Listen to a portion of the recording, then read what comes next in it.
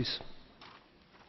Oui, Monsieur le Président, Monsieur le Commissaire, moi je rentre d'une mission à Addis où je me suis entretenu avec le Premier ministre du contexte des prochaines élections et de la situation dans le pays, mais aussi de la situation régionale.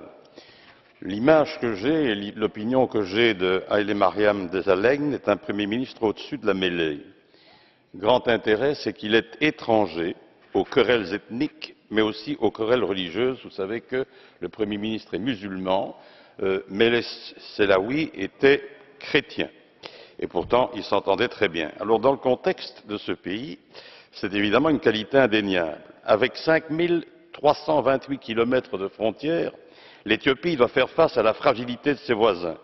C'est d'autant plus risqué que l'Éthiopie est sans aucun doute dans la ligne de mire de la mouvance islamiste liée à Al-Qaïda.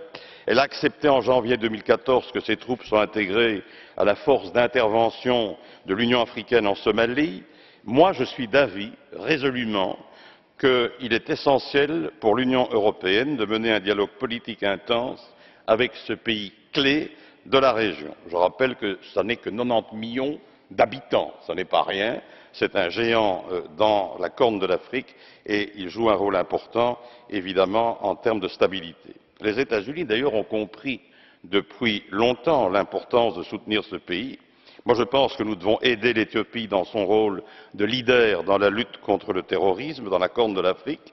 Ce pays a été tiré vers le haut, quoi qu'en pensent d'aucuns, par la dimension visionnaire de feu le Premier ministre Meles Zenawi. Son successeur semble s'inscrire dans cette continuité en mettant l'accent sur la modernité, la jeunesse et la responsabilisation. Mais c'est vrai, il y a un point noir, c'est évidemment le travail qui reste à faire sur le respect des droits de l'homme.